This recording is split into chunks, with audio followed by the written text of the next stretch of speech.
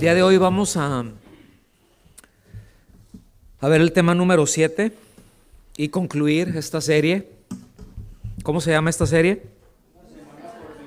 Es una semana por vivir. Y el día de hoy vamos a ver la segunda parte. La semana pasada vimos por qué Él vive, vivo yo. Y estábamos hablando con respecto a la importancia de la resurrección. Pero es un tema muy largo. De hecho, si nos detuviéramos a hacer una serie completa de la resurrección, yo pienso que, no serían menos de unos 10 o 12 temas, siendo conservador. Entonces, ahorita sencillamente lo estamos viendo como algo importante dentro de esta serie que iniciamos. Y yo les voy a pedir que tengan listo, todavía no vayan para allá, lo pueden tener listo ahí en 1 Corintios capítulo 15. El capítulo 15 de 1 Corintios son 58 versículos y es el más extenso en toda la Biblia que tratan con respecto a la resurrección. De hecho, los 58 versículos de todo el capítulo, todo el capítulo habla acerca de la resurrección. Es muy amplio, ¿sí? Hay muchos temas dentro de esto que el apóstol Pablo toca. No va a profundidad, pero quedan bastante claros. Y bueno, con respecto a este tema, el teólogo y comentarista puritano Matthew Henry señala lo siguiente: la doctrina de la muerte y resurrección de Cristo es el fundamento del cristianismo. Así lo pone. Si se quita, se hunden de inmediato todas nuestras esperanzas de eternidad. Por sostener con firmeza esta verdad, los cristianos soportan el día de la tribulación y se mantienen fieles a Dios. Ahorita van a ver por qué la importancia de esto y el por qué dice esto, ¿sí? En este capítulo deja al descubierto la condición de muchos que se congregaban en la iglesia en Corintio. Es decir, cuando decimos la iglesia en Corintio, no era una congregación. Cuando nosotros vemos la carta a los Corintios, la carta a los Gálatas, la carta a los Efesios, no es una congregación propiamente, es la iglesia, es decir, son todos los creyentes que habían en esa ciudad y que por razones obvias se congregaban en distintos puntos. Había muchos maestros, quizá habían en algunos puntos de reunión, había un poco más de gente que en otros, a lo mejor en algunos eran grupos muy pequeños, ¿verdad? Pero todos estaban enseñando una misma cosa, la doctrina de Cristo. Y cuando, por ejemplo, como en este caso, el apóstol Pablo les escribe a Corintio, entonces tomaban esa carta, la copiaban y para leerla a todos los cristianos de Corintio. Repito, no era una congregación. ¿Estamos aquí? Entonces esto le llegaba a todos los creyentes. O sea, no es como ahorita, es como si ahorita, si hipotéticamente se enviara una carta y el apóstol Pablo o el apóstol Pedro mandara, ¿verdad? Primera a los londinenses, ¿qué? O carta a los londinenses. Pues ¿a quién se la leen? ¿A qué congregación? Pues a todos, para todos los cristianos. O sea, no sería, bueno, no, a mí que la manden a Casa de Oración Londres. Sería para todos los cristianos, para todos los creyentes, ¿sí? ¿Estamos bien aquí? Y había un problema que puso al descubierto. Es decir, si nosotros vemos cómo viene toda la carta, viene con temas, el apóstol Pablo que le habían dicho, pues hay estos problemas acá, se están dando estas situaciones. Y él va tratando todo eso, pero de repente ya cuando llega al capítulo 15 es como que hace un cambio de ritmo y empieza a escribir diciendo una manera de decir, bueno, aunque nadie me ha dicho esto, yo sé que esto está pasando, y cambia el ritmo de la carta, ¿sí?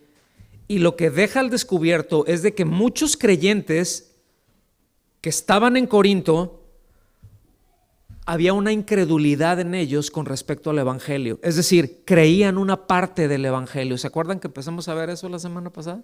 Lo tocamos así muy rápido. Y más concretamente, por razones filosóficas, culturales y todo, había muchos que no creían en la resurrección. ¿Sí? Por un lado, para los griegos, Corinto es una ciudad griega, para los griegos el tema de la resurrección era una locura. ¿Sí? Es decir, para ellos era algo inadmisible la resurrección, estás loco.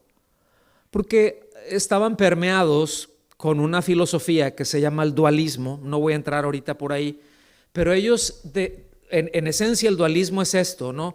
Que la materia, es decir, nuestro cuerpo es malo, pero que nuestra alma es buena. Entonces, todo lo que hagas con tu cuerpo es malo, pero no importa porque tu alma es buena. ¿Ven?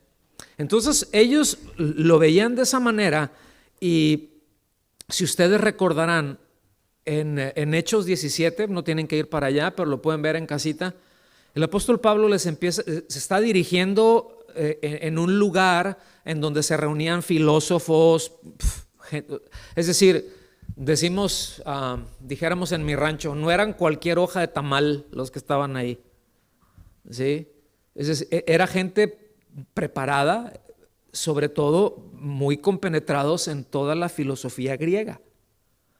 Y Pablo era un hombre muy preparado, y él les empezó a hablar y todos estaban escuchando, y toda la argumentación empezando por decir que Dios es el creador de todo, y les empieza incluso a citar él ahí algunos de los propios poetas griegos.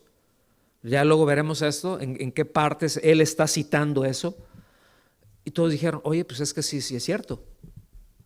Pero cuando llegó al punto de la resurrección, es así como que todos dijeron, bueno, no todos, algunos dijeron, no, ¿sabes qué? Aquí, Pablo, de plano ya te deschavetaste. Ya se te fueron las cabras al monte. ¿Sí? Ya te volviste loco. El asunto es de que ellos, dentro del pensamiento griego, ellos veían la muerte como una liberación del alma. Es decir, mi cuerpo se muere y pues ya se murió. Entonces dicen, bueno, pues el muerto al pozo y el vivo al gozo, ¿verdad? Entonces, para ellos es, bueno, ya las cosas que hacemos, porque ellos podían reconocer, porque escuchen bien, en muchos casos eran perversos, pero no eran tontos, no eran ignorantes. Y ellos podían reconocer, ¿verdad? La tendencia de mi cuerpo no es para el bien, no es para hacer cosas buenas. Yo ya sé que esto no está bien, pero eso lo hago externamente. Entonces ellos veían, repito, la muerte, el hecho de morirse como ya me liberé de todo lo malo. Entonces ya mi alma queda por ahí flotando, quién sabe por dónde, tipo Gasparín o algo así. Casper, pues. Y va a andar por ahí y ya voy a estar bien. Entonces para ellos el hecho de decir resurrección, ellos entendían perfectamente que era el cuerpo otra vez a la vida. Decían, ¿como para qué? O sea, no, eso está mal.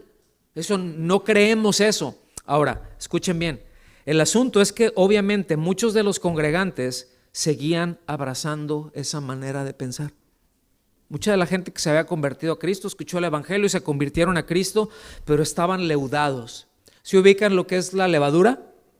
Estar leudado. ¿Cuántos de los que están aquí saben todos los temas culinarios de hacer un pastel y leudar la masa? A ver, saluden. A ver, levanten la mano los que saben de eso. Pues inviten, ¿no? Háganse una tortita y ahí tráiganselas, ¿no? Entonces, ¿cuántos saben que para, por ejemplo, hacer masa madre, para leudar, no pones un montón, pones un poquito, nada más poquito? Pero eso que pones ahí, ¿qué le pasa a la levadura? Se empieza a extender a toda la masa y fermenta toda la masa, ¿sí? Entonces, Eso es lo que pasa. Por eso el apóstol Pablo habla mucho acerca de esto. Pero ahora, fíjense bien, mis amados, qué importante es revisar siempre las cosas que pensamos y deliberadamente alinearnos con Dios, alinearnos con su palabra, porque su palabra, la Biblia, es inerrante.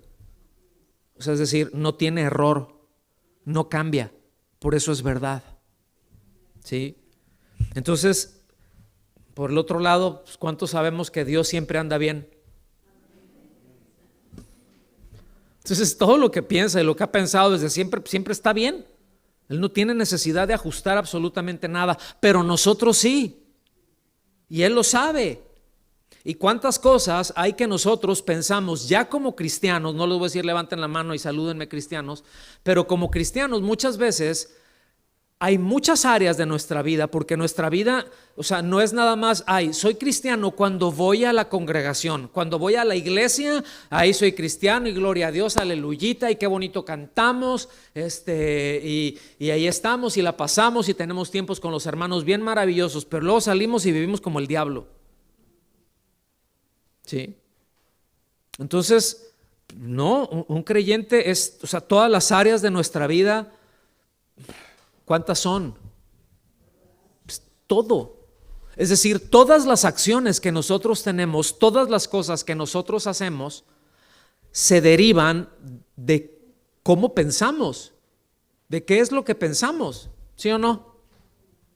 Pues, ¿qué es lo que yo pienso con respecto, por ejemplo, al ser cristiano? Es muy importante. ¿Qué información tengo? ¿Qué es ser cristiano? ¿Sí? ¿Cómo debe de ser el matrimonio?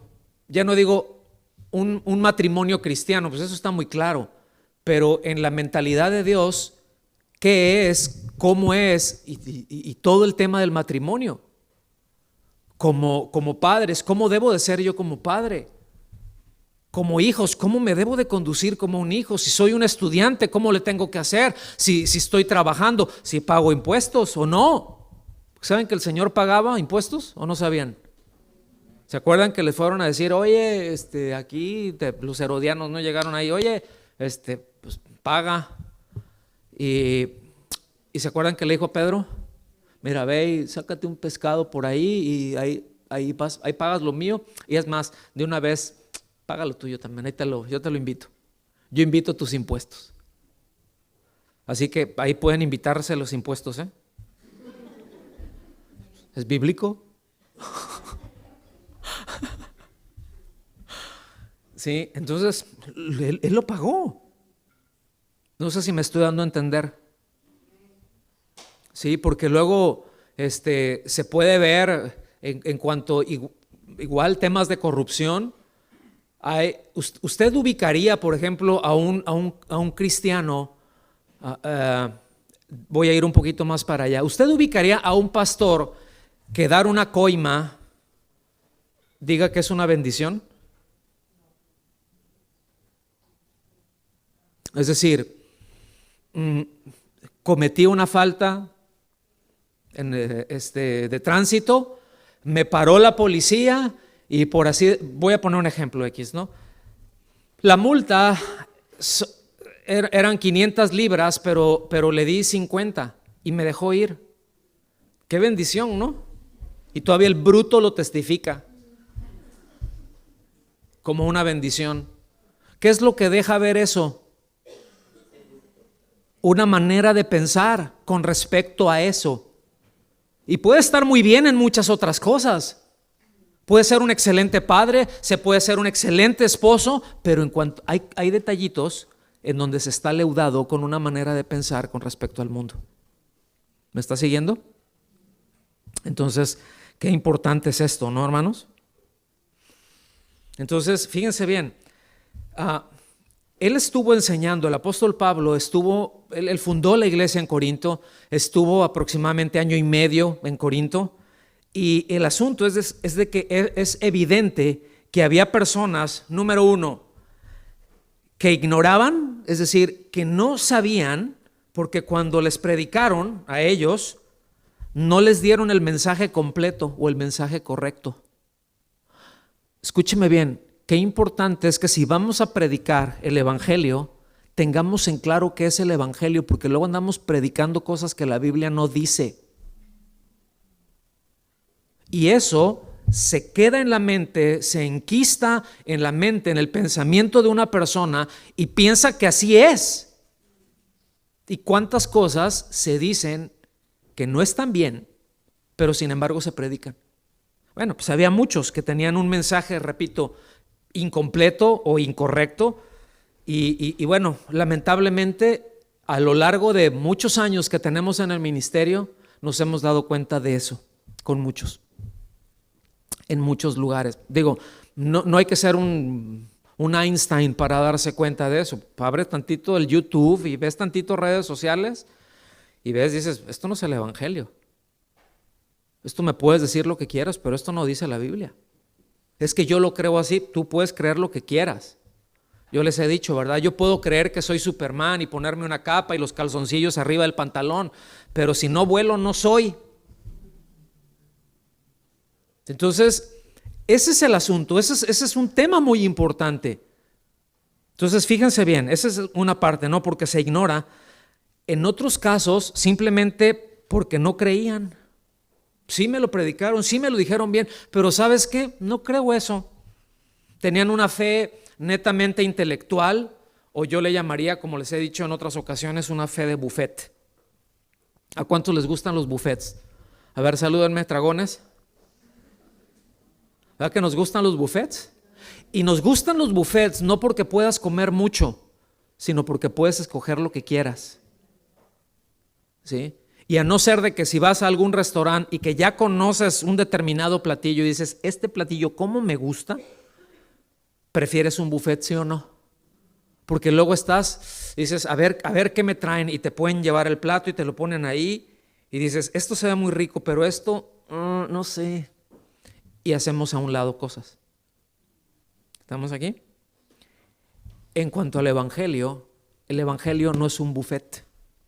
El evangelio va todo, yo no puedo expulgar. Esto no me gusta, yo no estoy de acuerdo con esto. Y vale, uno puede no estar de acuerdo, pero eso no cambia la verdad y eso no cambia el hecho de lo que Dios dice así es y es verdad. Es decir, si yo digo, pues es que yo así lo creo, si yo lo creo no lo hace verdad, y si no lo creo no lo hace mentira. Sencillamente creo o no creo la verdad. ¿Me está siguiendo hasta aquí con esto? Entonces, pues muchos tenían una fe de buffet, no confiaban en todo lo dicho por Dios y, repito, hacían a un lado las verdades que Dios establece y anteponían sus propias conclusiones o sus propios razonamientos, como ocurre exactamente hoy en día. No, pues es que yo no sé, es que yo pienso esto, no, es que yo vi esto acá, es que a mí me dijeron esto, no, es que yo escuché a tal predicador que es buenísimo, tú sabes, fulano de tal, no, y él dice esto. Pero mi pregunta es, ¿y qué dice la Biblia? ¿Y qué dice la Biblia? ¿Pero qué dice? O sea, teniendo el entendimiento de que efectivamente dice eso, porque yo puedo decir que dice algo, pero cuando yo digo algo tengo que demostrar eso que estoy diciendo, no solamente soltarlo al aire. ¿Sí? Y bueno, como ya sabemos, un indocto por un lado y un incrédulo por el otro se comportan de maneras muy similares. O sea, de pronto alguien puede ser creyente y comportarse exactamente igual que un incrédulo porque es indocto. Uno porque ignora y el otro porque no cree. Uno porque no sabe y el otro porque rechaza. Pero a veces pueden terminar comportándose de la misma manera ante el mismo tema. ¿Me están siguiendo hasta aquí? ¿Vamos bien? Ahora sí, vengan conmigo, por favor, a 1 Corintios, capítulo 15. ¿Sí se escucha bien allá atrás? Sí, ok, gracias.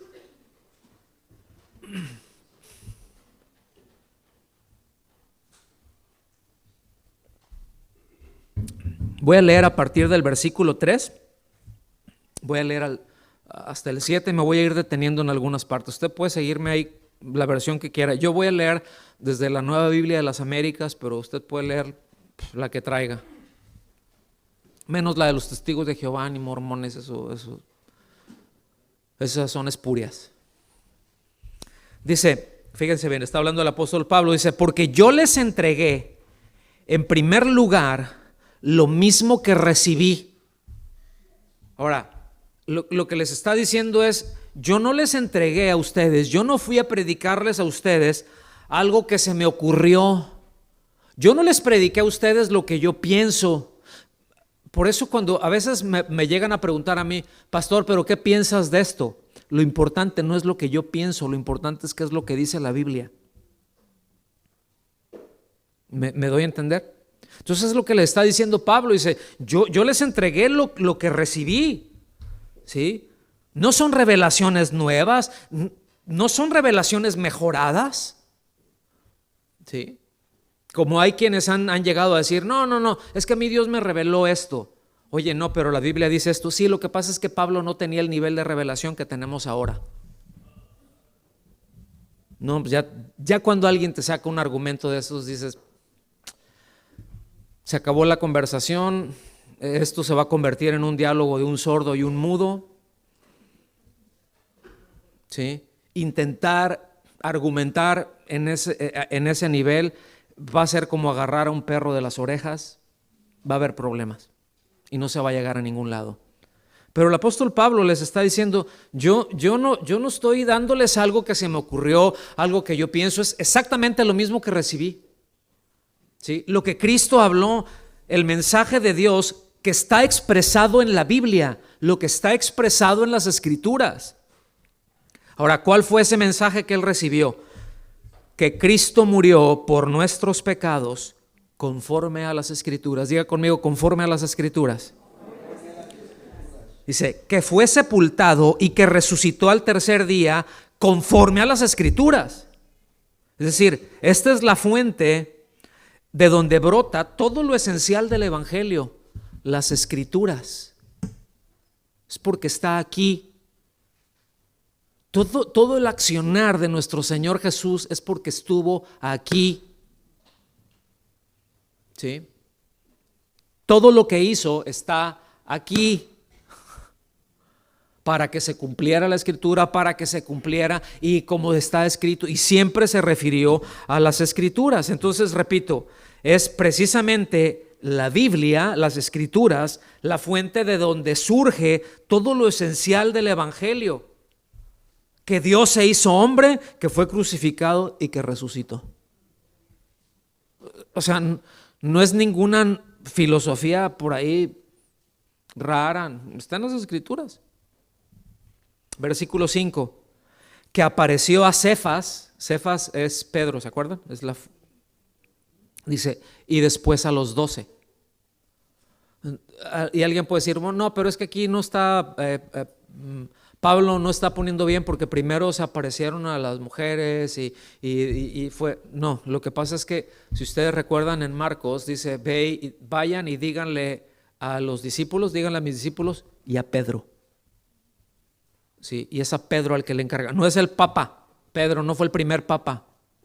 Sí, pero ya hablamos un poco de esto la semana pasada y qué bendición que siempre Dios nos da una oportunidad, ¿verdad? Imagínate, después de haberle negado 3 días, después de haberle negado 3 veces y que ya traíamos como nosotros al gallo afónico, como ando ahorita, ¿sí? Negando al Señor y al ratito le dice, dile a Pedro, quiero hablar con él. Dios de toda gracia. Y de eso escribió Pedro, fíjense. Entonces, miren, si el evangelio que se predica no es conforme a las Escrituras, no es el verdadero evangelio. Por eso tenemos que tener muy claro qué es lo que dice la Biblia cuando vamos a compartirle a alguien. O sea, no compartirle desde nuestra buena voluntad, porque luego terminamos diciendo cosas que no están en la Biblia. No compartir desde nuestro buen deseo, sino lo que dice la palabra. Por eso necesitamos estar bien sólidos, hermanos. Por eso necesitamos estar bien sólidos. No menosprecie la palabra de Dios. ¿Sí? Ahora, ¿quién dice entonces que Él murió por nuestros pecados en sustitución nuestra? ¿En dónde dice? Ok, ¿en dónde dice que fue sepultado y que resucitó al tercer día? ¿Sí? La pregunta es, ¿cómo puede entonces ser salvo, redimido, alguien que ha creído en algo que no es verdad?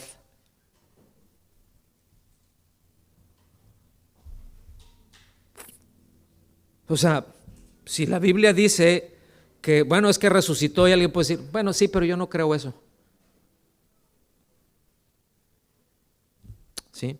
Puede ser alguien regenerado, entonces, nacer de nuevo, si solo confía en parte del evangelio.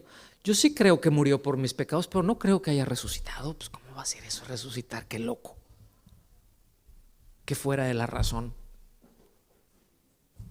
¿Es posible? Entonces es muy obvio que la enseñanza apostólica siempre es decir, la enseñanza apostólica no es lo que los apóstoles se les vino en gana. Se le llama así a la enseñanza de Cristo. Ellos sencillamente transmitieron lo que Cristo dijo, que está en las Escrituras. En ningún momento hubo conceptos propios como, bueno, yo pienso, yo propongo, yo digo, a mí me parece, yo soy el apóstol. ¿Qué me van a andar diciendo a mí si yo soy el apóstol armando negocios de la cruz? Al que entienda, entienda. El problema más importante entonces que se enfrenta, y no solamente se enfrentaba en aquel momento, porque a fin de cuentas el corazón del hombre sigue siendo el mismo, pero que en la actualidad se enfrenta dentro del cristianismo, es precisamente lo que se enseña con respecto a Cristo. Que luego ves enseñanzas con respecto a Cristo que no tienen nada que ver con Cristo, que tiene que ver con los deseos corruptos o ignorantes, o corruptos e ignorantes, ¿sí? Que no tienen nada que ver, cuando lo que se enseña no es conforme a la Escritura. Tiene que ser conforme a la Escritura. Seguimos leyendo, versículos 6 y 7. Entonces dice que se apareció a Pedro, ¿verdad? Dice, y a los discípulos, van dos, ¿ok? Dice, luego se apareció a más de 500 hermanos a la vez. ¿Cómo cuántos habremos ahorita aquí? Unos 80 personas más o menos, de los que estamos por ahí. Bueno, pues sí, bajita la mano, multiplíquenlo. 5 por 8, 40. ¿Sí? 6 veces multipliquen. Los que estamos aquí 6 veces y que el Señor se presenta a todos y todos lo vemos al mismo tiempo. Dice, la mayoría de los cuales, es decir, de esos 500 hermanos, viven aún, pero algunos ya duermen. O sea, algunos ya murieron. ¿Sí? Después se apareció a Jacobo, luego a todos los apóstoles. Y fíjense, hasta aquí menciona solamente 5 de las 10 apariciones de Cristo ya resucitado que están registrados en la Biblia. Es decir, hay 10 veces que están registradas que el Señor no que fue una manifestación, que Él estuvo físicamente, que hubo testigos oculares que estuvieron con Él, que hablaron con Él, que comieron con Él incluso, ¿sí? De las 10 solamente menciona 5. ¿Cómo la ve? ¿Ustedes recuerdan la insistencia? Es algo que vimos la semana pasada. ¿Recuerdan la insistencia del Señor a sus discípulos que se fueran a Galilea? ¿Okay? Aún el ángel, ¿no? Como vimos ahí en Mateo, les dijo, no, miren, vayan con los discípulos del Señor, porque Él ya está de camino a Galilea, que allá se encuentran con Él. Y ya ellas iban bien contentas y todas emocionadas y medias en pánico también, pero es perfectamente entendible. De pronto el Señor les sale y les dice exactamente el mismo mensaje. A ver, nos vemos allá en Galilea. Entonces, ¿sí se acuerdan de eso, verdad? Bueno, precisamente es ahí en Galilea en donde estaban esos 500 hermanos a la vez. No fue nada más con los discípulos. Ustedes eso ya lo pueden ver allá en Mateo 28, en el versículo 16, ¿verdad? Entonces, póngame atención en esto.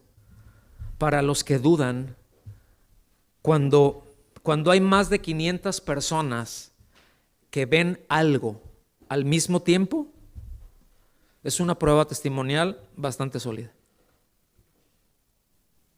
Porque para que se llevara a cabo, que se pudiera definir algo como oficial, algo como legal, se necesitaban un par de testigos dependiendo. Pero que pudieran decir, sí, yo lo vi, tú testificas, tú certificas, sí, ¿y qué fue lo que viste? No, exactamente lo mismo. ¿Se acuerdan cuando fue el juicio del Señor? Que se contradecían, no podían avanzar porque eran contradictorios los testimonios. Entonces, aun cuando hubieran un montón, se contradecían. Ahora, en un juicio, cuando 500 ven lo mismo y dan el mismo testimonio, y muchos de ellos 25 años después más o menos todavía viven, porque cuando Pablo está escribiendo esto es más o menos en el año 54, 55, es decir, habían pasado alrededor de 25 años de la resurrección. Y muchos de ellos todavía vivían, no dice cuántos, pero lo más seguro, ¿verdad?, es que, por ejemplo, a Lucas le tocó hablar con muchos de ellos, porque él hizo un trabajo de investigación. Es muy probable que Pablo estuvo hablando con muchos de ellos que lo vieron, que estuvieron con él. Quizás lo tocaron, ¿no? Yo no lo sé. Qué impresión, ¿no? Entonces, esto lo coloca, la resurrección del Señor, como un hecho histórico, como una evidencia histórica. ¿Está bien aquí? ¿Vamos bien hasta aquí, hermanos? No pierda atención a esto que estamos viendo, porque ahorita vamos a aventarnos un clavado un poco más profundo. Ahora nos brincamos hasta el versículo 12, ahí mismo en 1 Corintios 15. Tenemos 58 para navegar. Versículo 12 dice: ahora bien, si se predica que Cristo ha resucitado de entre los muertos. Ustedes han notado ya, por ejemplo, tanto en los evangelios, pero pongan, yo les aconsejo, lean el libro de los Hechos, por ejemplo, porque es un testimonial, ¿sí? Es como que Lucas es el primer libro y el segundo libro siguen siendo Hechos, ¿sí? Y van a ver cómo siempre hablaban de la muerte del Señor, pero hablaban de su resurrección. O sea, no decían nada más, Cristo te ama y murió por tus pecados.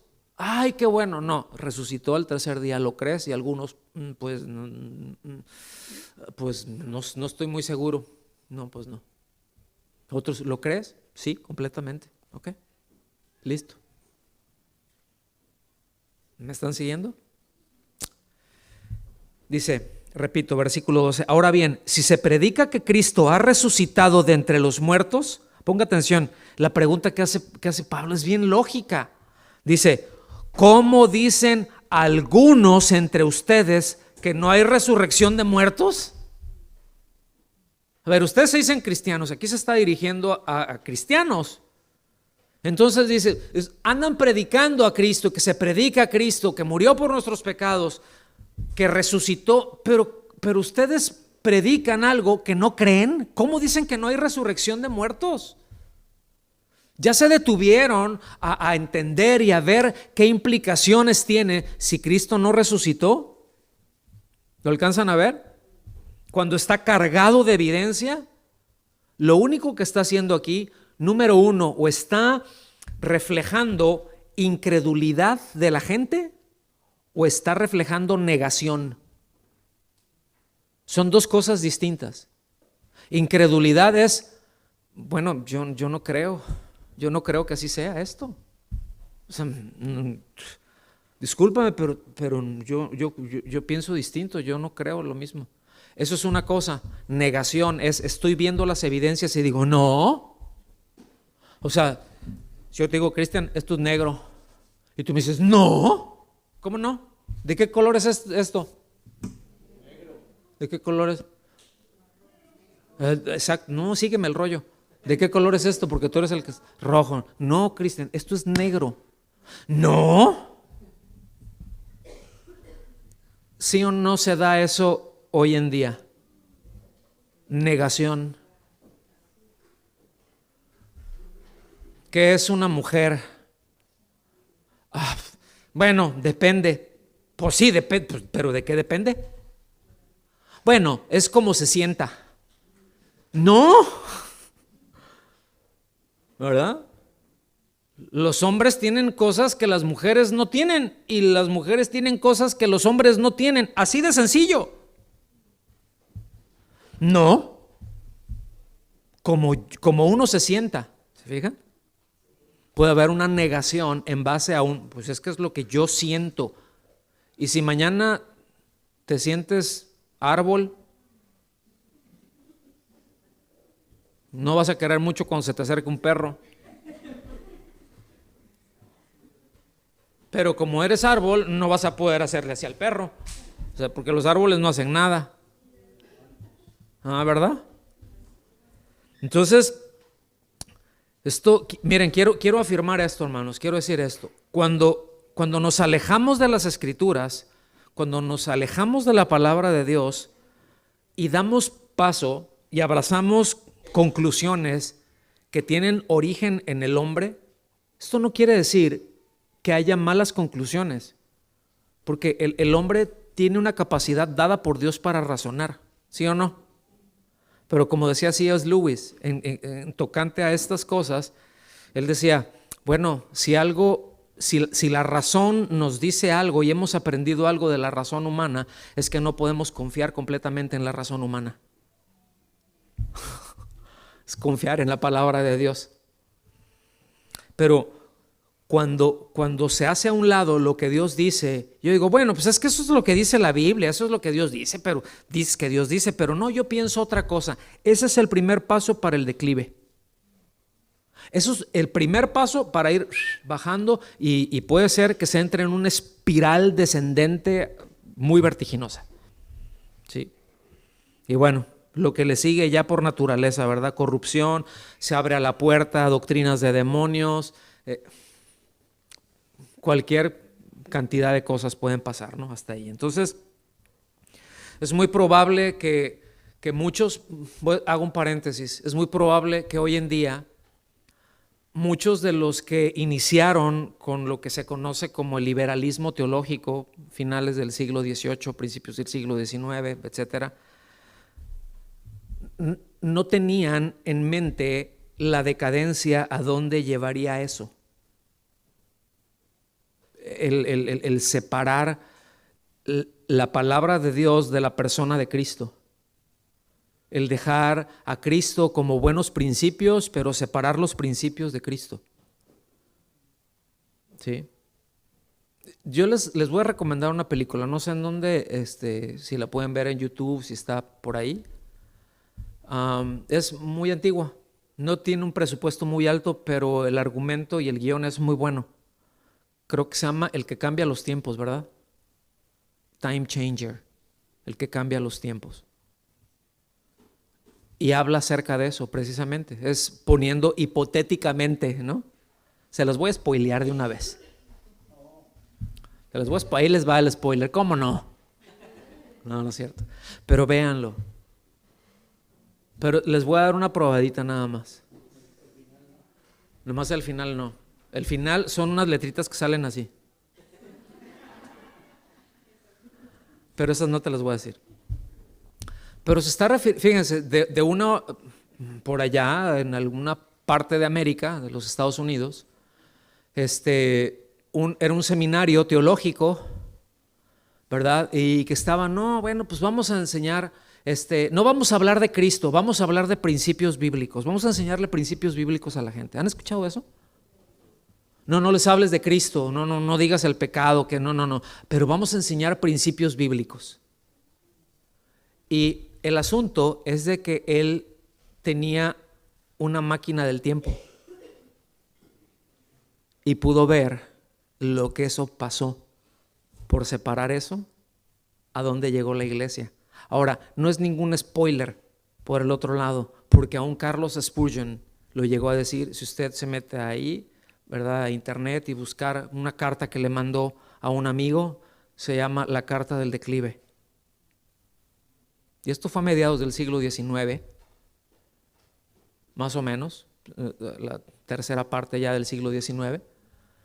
Y cosas que dice Carlos Spurgeon, decir, miren, le están abriendo una caja de Pandora, y aunque se digan cristianos y todo, se están retirando de la Biblia. Y él dijo, más o menos a este paso que están ustedes, en 150 años vamos a estar aquí, aquí, acá. Y no era profeta, pero era muy entendido en las Escrituras. Y no tomó más que 3 generaciones para que se llegara. Ahora, 3 generaciones es bien rápido. ¿Sí? Es probable que muchos, cuando iniciaron esto, y hay muchos seguramente que tienen esta influencia, que quieren hacer que el evangelio sea más aceptable, que pueden tener una buena intención, que más gente, llegar a más gente. Pero ¿de qué sirve llegar a más gente con una verdad a medias, hermanos? ¿Me explico?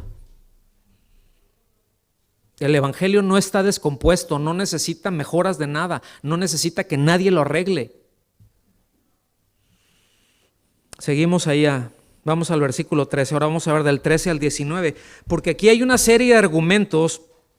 Por un lado, hacerles ver cuál sería la condición de aquellos que se dicen ser cristianos si hipotéticamente no hubiera resurrección. A ver, le está diciendo, a ver, ustedes dicen que son cristianos, pero si no hubiera resurrección, a ver, vamos a ver, de acuerdo a las Escrituras, cuál sería la realidad.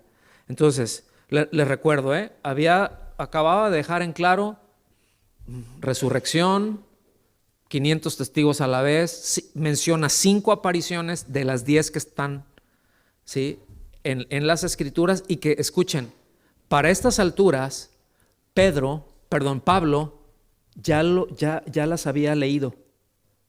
Es decir, estamos hablando de documentos muy tempranos. Estamos hablando de que el Evangelio de Mateo ya estaba circulando, ya tenía rato circulando. ¿Sí? Probablemente Lucas ya había sido escrito a estas alturas. ¿Me doy a entender? Fue muy rápido eso. Versículo 13 dice: y si no hay resurrección de muertos, entonces ni siquiera Cristo ha resucitado. Y si Cristo no ha resucitado, vana es entonces nuestra predicación. Es decir, si Cristo no resucitó, ven todas las broncas que me he metido por andar predicando. Nos han dado unas corretizas, hemos naufragado, nos han apedreado, nos han dado unas garrotizas por allá, fuimos a parar al bote quién sabe cuántas veces, ¿sí? Pasando hambres, fríos, peligros y de todo eso. Ahora, lo estamos haciendo, y si Cristo no resucitó, pues en vano fue todo eso. Me hubiera quedado en mi casa o viendo otras cosas, haciendo otras cosas. Dice, y vana también es la fe de ustedes. O sea, es como decir, pues en la predicación de nosotros, si Cristo no resucitó, es como que te dije algo y te lo creíste, y yo te digo, te lo creíste, ni es cierto.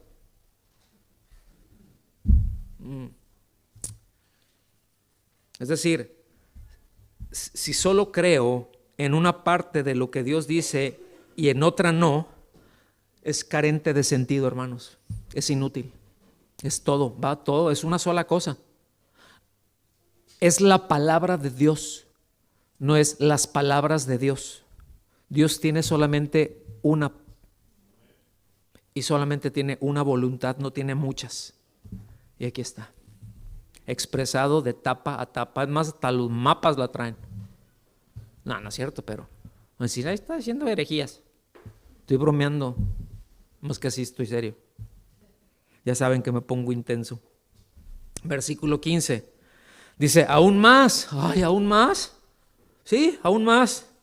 Somos hallados testigos falsos de Dios. Es decir, si Cristo no resucitó, entonces somos testigos falsos de Dios, porque hemos testificado contra Dios que Él resucitó a Cristo, a quien no resucitó, si en verdad los muertos no resucitan. Es decir, lo que está diciendo, a ver, todavía más, es como que Dios nos dijo que vayamos a contar mentiras. ¿Somos testigos falsos de Dios? Porque estamos diciendo que Dios resucitó a Cristo, pero pues, no lo resucitó, pero Dios nos dijo que lo dijéramos. Dice, porque si los muertos no resucitan, entonces ni siquiera Cristo ha resucitado. Y si Cristo no ha resucitado, la fe de ustedes es falsa. Todavía están en sus pecados. Es decir, no existiría salvación. Si no hubiera resurrección, no habría base para el perdón de pecados y el final del hombre sería irremediablemente la condenación eterna. Yo les recuerdo, en Romanos 4:25 dice que Cristo fue entregado por causa de nuestras transgresiones y resucitado para nuestra justificación. En Romanos 4:25.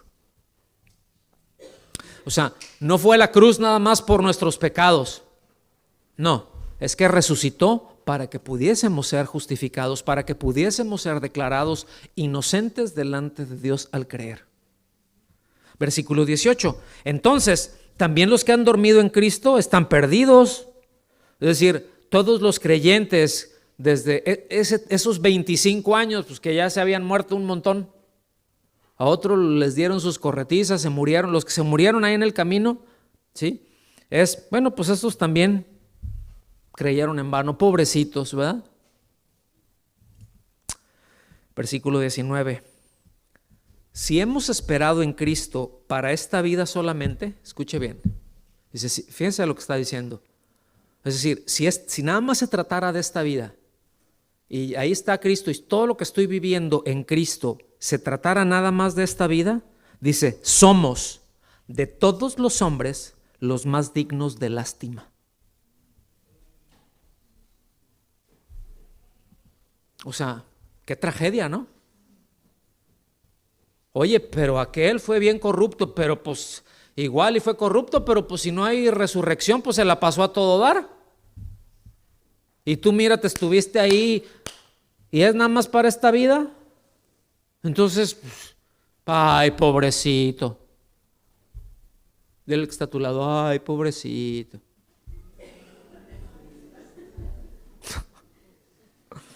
En otras palabras, si no hubiera resurrección, si no tuviéramos la esperanza de la glorificación, todo cuanto creemos, hermanos, y toda la conducta que se deriva de eso, solamente nos serviría para que nos tuvieran lástima. Ay, mira, es fiel a su esposa. Ay, es fiel a su esposo. Ay, pues qué tonta. Pues si el otro le está, pues ella también que le dé, ándele comadre, yo le aconsejo que.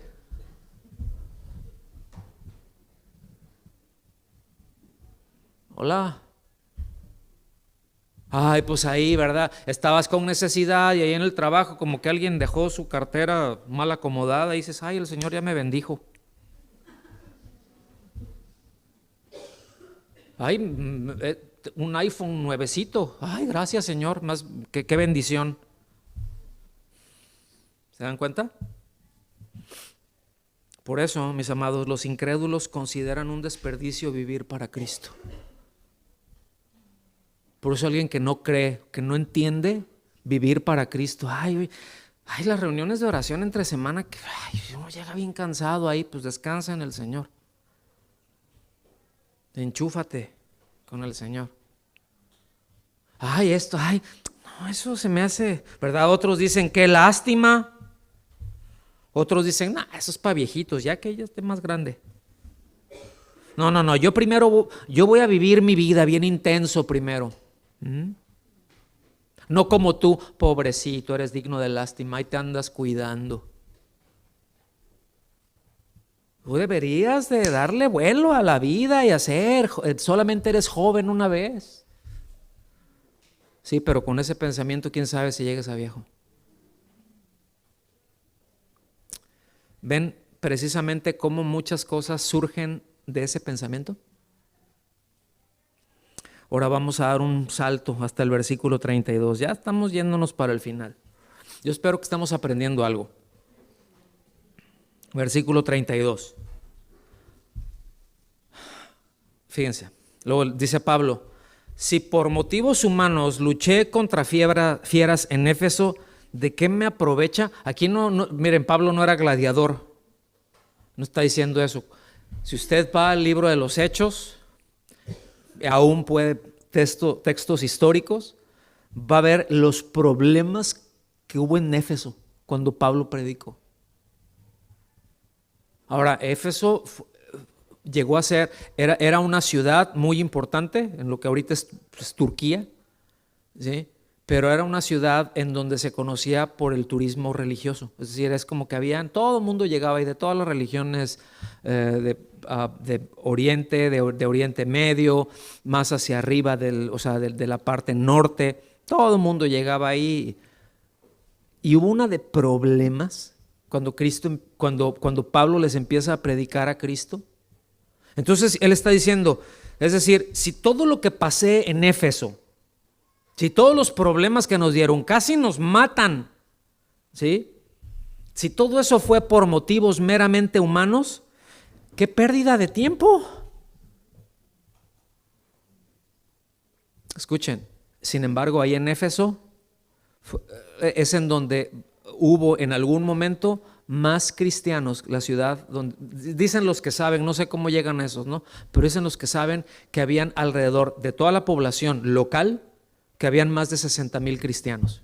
No es cualquier cosa, hablando de poblaciones que eran, si acaso, el doble de eso, o 3 o 4 veces más que eso. Eran muchísimos. Y en todo ese cinturón, en todo ese circuito que nosotros vemos de ahí de Turquía, escuchen bien, es en donde en promedio per cápita, es decir, de cada tantos habitantes, es en donde más cristianos ha habido en toda la historia. ¿Me está siguiendo? Estoy hablando en términos relativos, no en términos absolutos, no en conteo absoluto, sino en conteos relativos. Dice, si los muertos no resucitan, está bien interesante. Dice, si los muertos no resucitan, comamos y bebamos que mañana moriremos. Ojo, esto no es un dicho apostólico. Esto no lo está diciendo Pablo, como algunos ignorantes lo afirman. ¿Sí? Este era un dicho que tenía un rey asirio, un gobernante asirio, en el siglo V antes de Cristo. ¿Sí? Él se llamaba Sardanápalo. Y de hecho hay una ciudad muy cerca de Tarso, es decir, ahí en Turquía, ahorita ya sería parte de Siria incluso, ¿sí? En donde había una estatua de él, de Sardanápalo, y tenía en esa estatua, no sé si todavía esté esa estatua, pero tenía ahí la inscripción: come, bebe, goza, el resto nada es. ¿Te lo repito? Come, bebe, goza, el resto nada es. Y más o menos en el siglo XIX, a principios del siglo XIX, se hizo una pintura, ¿sí? Que así se llama, La muerte de Sardanápalo. Ustedes deberían de ver esa pintura. Yo no sé de pintura, la verdad es que soy un perfecto imberbe en eso. Pero me gusta ir a museos y me gusta ver las pinturas y ver la época en que son, porque refleja el pensamiento de un tiempo o de alguien en particular. Y cuando tú ves lo que está en esa pintura, yo me quedé de a 4 cuando la vi. Yo dije, híjole, este tipo en verdad difícilmente hay niños, no podría describirla. ¿Sí? Entonces, este dicho lo usaban, Pablo sabía lo que estaba diciendo, porque este dicho, come, bebe, goza, lo demás nada es, lo utilizaba gente que no creía en la resurrección y era una justificación para vivir una vida licenciosa sin tener en cuenta, sin tener presente las condiciones o las consecuencias eternas, porque decían, el muerto al pozo y el vivo al gozo. Entonces come, bebe, que no pasa nada, puedes vivir el destrampe mayor, que no pasa nada, porque nada es, ¿sí? ¿No es lo que tiene el mundo repitiendo eso desde siempre? No pasa nada. Oye, pero es que Dios dijo que no coma del fruto de ese árbol. No pasa nada. Come. Y aquí estamos, hermanos. Y Cristo tuvo que ir a la cruz y resucitar por ese, no pasa nada. Nada es. Come. Nada es. Y desde entonces hasta acá, toda la que viene de depravación. Ahora, viene una advertencia, ya en el versículo 33, y en el 34, viene una advertencia que el apóstol está haciendo, pero al mismo tiempo refuta ese dicho popular que había con otro dicho popular. Y es como decirles, a ver, ustedes dicen esto, ¿verdad? Bueno, también se dice esto, ustedes traen este dicho, pues sí, pero también hay este otro, ¿por qué mejor no lo aplican? Y él dice en el versículo 33, no se dejen engañar, y aquí viene ese dicho popular, que está bien dicho, hay sabiduría en él. Las malas compañías corrompen las buenas costumbres. Ahí está. Sí, come, bebe, goza, lo demás nada es. No. Las malas compañías corrompen las buenas costumbres. Entonces apóyense en eso. Y dice, sean sobrios como conviene. ¿Como conviene a quién? Es decir, aquí es como corresponde a un creyente. Sean sobrios como conviene y dejen de pecar. ¿Qué es lo que estaban haciendo? Se decían cristianos, ¿eh? ¿Y cuál era la base para que estuvieran teniendo una vida licenciosa? Que no creían que Cristo había ido a la cruz, que nació de una virgen, que no creían eso. No, que no creían en la resurrección. Y Él les dice, porque algunos no tienen conocimiento de Dios. O sea, están aquí, se congregan, dicen que son cristianos, evidentemente no lo son. Y dice, para vergüenza de ustedes lo digo. Hola. Por eso, casi como diciendo el apóstol Pablo, mira, mejor ni digas que eres cristiano. Si vives de esa manera, mejor ni digas que eres cristiano. ¿Sí? Allá andan de inmorales y, no, pero gloria a Dios, aleluya. No. Aquí fulanito tal dice, ni digas que eres cristiano. Eres una vergüenza para la iglesia, es lo que está diciendo. Entonces, revisa tu fe, revisa qué es lo que piensas, alíñate, arrepiéntense, dejen de hacerlo. No está condenando, pero está siendo muy firme, porque esto tiene consecuencias eternas, hermanos. Vámonos para el final. Entonces, contrastemos todo lo que creemos y lo que pensamos con lo que Dios dice en su palabra. ¿Saben cuánto tiempo nos va a tomar esto? Toda la vida. A ver, ¿qué pienso de esto? ¿Qué pienso yo de lo que sea? Ya dijimos varios temas, ¿no? Al principio. ¿Qué pienso yo de esto? ¿Y qué dice Dios? Ahora, Dios, repito, siempre anda bien. Y si alguien tiene que ajustar su manera de pensar y su conducta, no es Dios, porque Dios siempre anda bien. ¿Qué es lo que pensamos con respecto a la educación de los hijos? Bueno, que no se vayan a traumar, sí, porque fíjate que Rogers y Skinner dicen esto, sí, ¿verdad? Y si lo quieren tirar un poquito más para atrás, bueno, pues es que Freud. No tengo tiempo para meterme por ahí. Pero todas esas terapias psicológicas, son más de 2,500 de las que se reconocen, todas son contrarias a Dios. Porque tanto Freud, Rogers, Skinner eran aborrecedores de Dios. ¿Sí? Y eso es lo que muchos, temo decir, han abrazado, pero con todo. y les está costando trabajo caminar con Cristo. Con relación a muchos temas, la educación de los hijos, su comportamiento con su esposo, con su esposa. Digo, para empezar, que estén casados, ¿no? No es que nos podemos juntar y al cabo pues, no necesitamos un papel para nuestro amor es libre.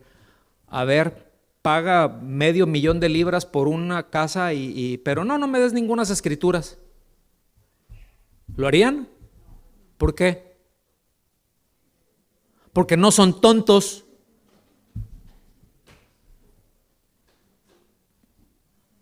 Pero sí podemos. ¿Lo alcanzan a ver, hermano? ¿Qué es lo que Dios dice con respecto a esto? No, esas son ideas anticuadas. Pues Dios es el mismo de ayer, hoy y por los siglos. Él no cambia, por eso es verdad. Porque Él no cambia, Él no modifica nada. Entonces seamos sensibles, seamos determinados para ajustar en donde que haya que ajustar. Y miren, Dios nos va a ir guiando. ¿Cuántos creen eso? Dios nos va a ir guiando, Dios nos va enseñando. Ahorita estamos aprendiendo, estamos poniendo una base, y cada vez que abrimos las escrituras, cada vez que se predica que estamos orando, que estamos adorando, es porque está la intención en nuestro corazón de alinearnos con Dios. ¿Sí o no? No estamos aquí porque nos sintamos mejor que nadie. Digo, si alguien está aquí porque se siente mejor, superior que alguien, está en el lugar equivocado, porque aquí andamos puro gente que estamos en construcción. Algunos estamos en la cimentación, otros ahí, otros con algunos detallitos, otros con emplastes, otros está mal construido esto, pues hay que darle, ¿verdad?, a tumbar este muro porque está bien chueco.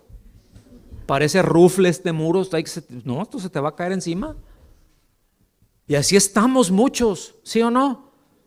Porque algunos recibimos un evangelio medio como rufle, todo chueco, que tiene implicaciones muy serias y que dices, bueno, tengo que corregir, evidentemente esto no está. Ya fui a la palabra, oré, investigué y veo que así es. Hago los ajustes pertinentes. Y es aquí en donde nos apoyamos y donde nos paramos y podemos decir, porque Él vive, vivo yo. ¿Sí? Fuera de eso, mis hermanos, no tendríamos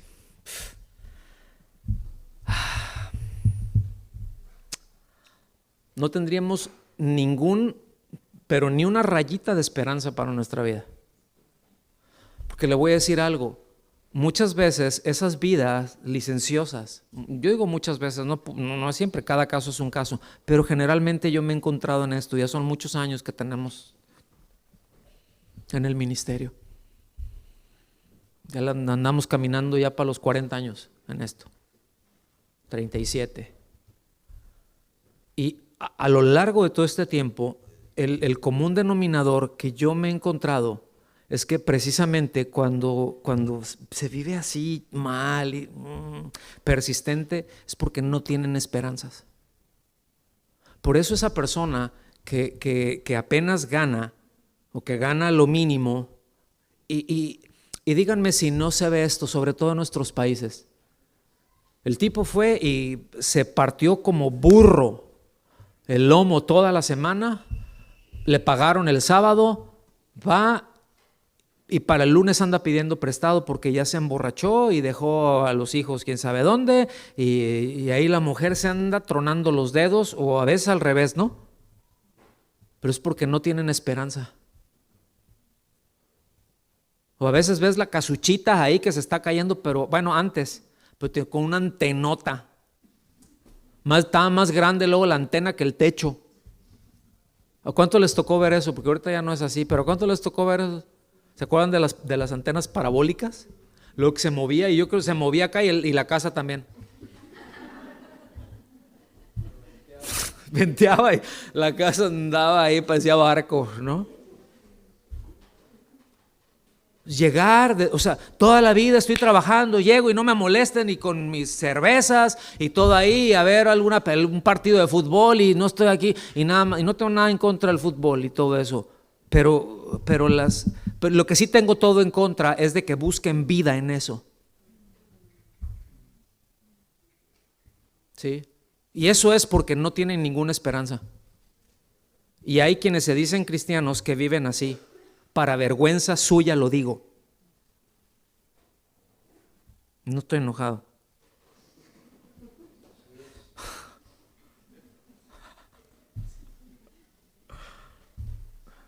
Ay. Soy buena onda hasta eso. A veces. A veces medio mula, así como usted puede comprender también. Entonces, ahora podemos abrazar el clamor del apóstol Pablo. Sí, sí, creo todo lo que diga, Señor, lo que está en la Escritura, ahí está mi confianza. Solamente así podemos abrazar esto. Ahora échense un brinco hasta el versículo 55.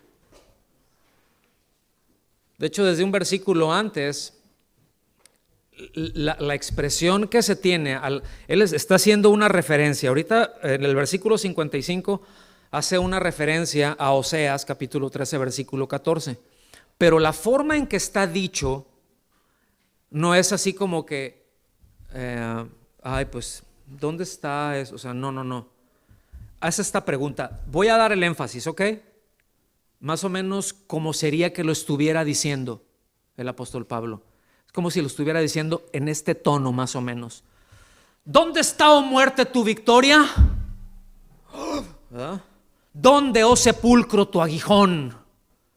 El aguijón de la muerte es el pecado y el poder del pecado es la ley, pero gracias a Dios que nos da la victoria por medio de nuestro Señor Jesucristo. Es más o menos, o sea, no está diciendo, ¿dónde está, oh muerte, tu victoria? No, o sea, ¿hasta dónde está? O sea, el temor y el escritor de la carta a los hebreos es el mismo énfasis que está teniendo. Sorbida es la muerte en victoria. El Señor Él venció por medio de la muerte al que tenía el imperio de la muerte, esto es al diablo. ¿Cómo que lo venció por medio de la muerte? Porque resucitó, hermanos. ¿Estamos aquí? Por eso, escuchen bien el versículo 58. Por tanto, fíjense, después de esto, ese por tanto es muy importante. Por tanto, o en consecuencia, consecuentemente, como usted quiera decir. Por tanto, mis amados hermanos, estén firmes, constantes, abundando siempre en la obra del Señor, sabiendo que su trabajo en el Señor no es en vano. Ay, me estoy esforzando ¿y para qué me estoy esforzando? Y yo me estoy esforzando y le estoy echando ganas. Y mira ese, bien tranza y hace lo que se le da su gana y ese prospera. Dice, no es en vano. Asaf, en el Salmo 73, no vaya para allá, véalo ahí. Pero fíjense, él dijo algo. Dice, lo voy a parafrasear. Por poquito, así estuve, así, ¿sí? De caer. Dice, porque me detuve a ver con envidia cómo el malvado prosperaba. Y yo lo veía que prosperaba y hasta se le botaban los ojos de lo gordo.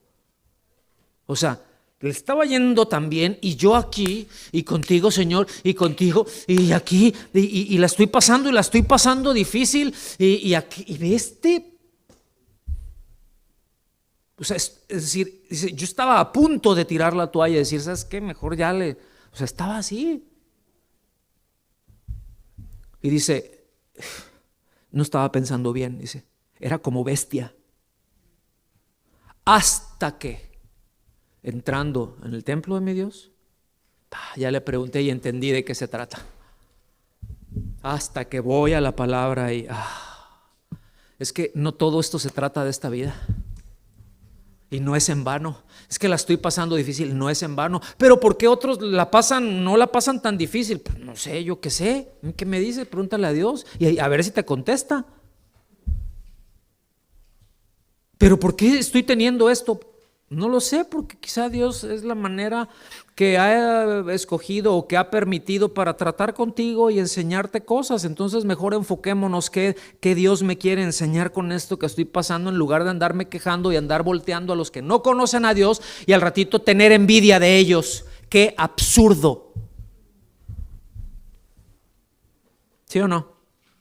Así que vale la pena, hermanos, toda la vida de esforzarnos, vale la pena vivir para Él, ¿sí?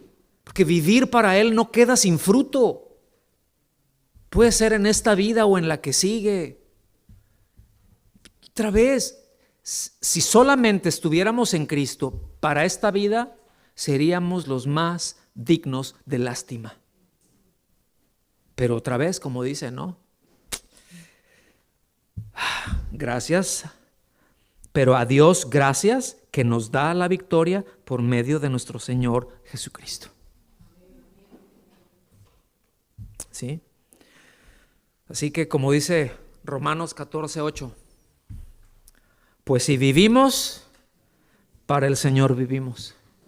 Si morimos, para el Señor morimos. Por tanto, ya sea que vivamos o que muramos, somos del Señor, le pertenecemos a Él. ¿Le alcanza esto a usted o no?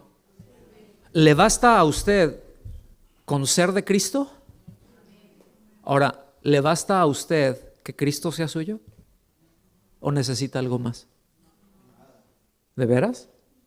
¿Está seguro de lo que dicen? Pero estoy seguro que el Señor les va a probar. Generalmente es, no, sí, yo bien picudo, Señor, échenme al diablo. Ok. Sí, bien tremendo, Señor, y ahora sí, ya entendí.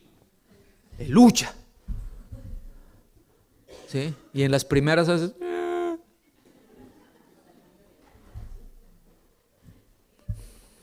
somos probados. Nuestra resistencia es probada, nuestra fe es probada. A veces tenemos quebrantos y bueno, está bien, y no Él es nuestra roca. Porque luego vamos a los salmos, ay, tú eres la roca de mi salvación. Pues sí, la roca es donde se metió, les hablé de esto, donde se esconde uno, porque el temporal está durísimo, pero ahí está seguro. A lo mejor estás incómodo, pero estás seguro. ¿Sí? ¿Cuántos de ustedes han estado, por ejemplo, en algún huracán? ¿No? A ver, se levantan la mano los que han estado en huracán. Tú también ya has estado. Nosotros cada año teníamos 2, 3, nos aventábamos de esos. Ya llegó un momento, a mí luego ya me gustaba, no el huracán en sí mismo, ¿no?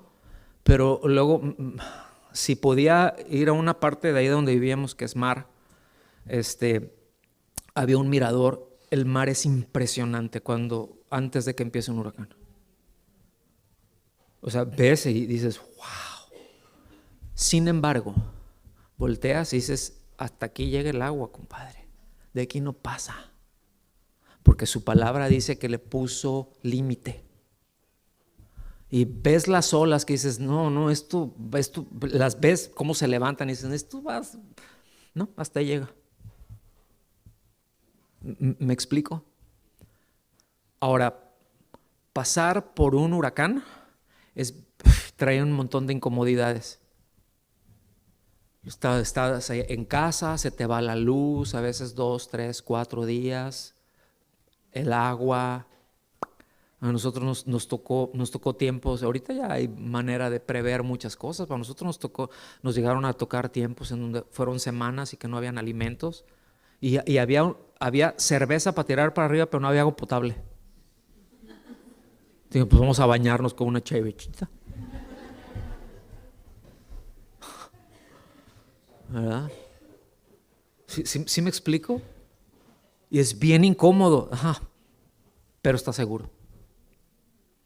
Y dices, si aquí estás en la casa y dices, ay, qué incomodidad, y andas, un montón de cosas que hay que estar haciendo, secando, es incómodo, es muy incómodo. Pero dices, pero no me salgo ni aunque me paguen ahorita, porque aquí estoy seguro. Y es así con Cristo. Sí, el temporal está durísimo, pero estoy en Cristo, aquí me quedo y no me muevo porque aquí estoy seguro. Esto va a pasar. ¿Sí? Voy a pasar más tiempo en deleite que con incomodidades. Con incomodidades va a ser un ratito. ¿Me están siguiendo, hermanos? Porque Él vive, vivo yo. Dile que está a tu lado, mira, Si tú crees, porque Él vive, vives tú. Vamos a ponernos de pie y darle gracias a Dios. ¿Aprendimos algo?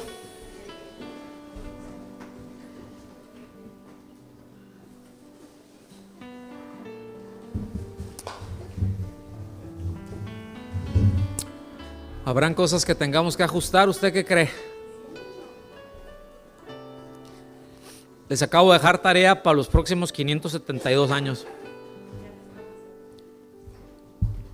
De aquí hasta que el Señor nos llame a su presencia.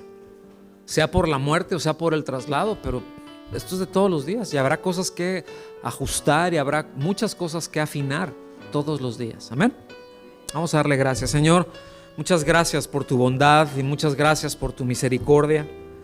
Muchas gracias por traer tanta fortaleza a nuestras vidas y por hablarnos tu palabra y por darnos la seguridad de que todo cuanto hemos recibido, el evangelio de la gracia, es conforme a las Escrituras. Y queremos, Señor, tener un corazón inclinado a ti y poder indagar las cosas que pienso, la forma de pensar, acciones que estoy viviendo, aún preguntar a quienes están en derredor mío, que te aman, que te conocen, si la forma en que estoy viviendo corresponde a un creyente de acuerdo a las Escrituras, alguien que está confiando en tu palabra plenamente. Señor, ayúdanos a revisar nuestra vida, que sea tu Espíritu Santo guiándonos a toda verdad, como dice tu palabra, recordándonos las cosas que ya nos has enseñado, y todo lo que tenga que ver con el pensamiento que se ha originado en el ser humano, ayúdanos a identificarlo, Señor, para hacerlo a un lado, para quitarlo de nuestras vidas, para sacar la basura de nuestra mente y de nuestro corazón. Todo esto te lo rogamos en el nombre de Cristo Jesús. Amén. Amén. Que Dios los bendiga.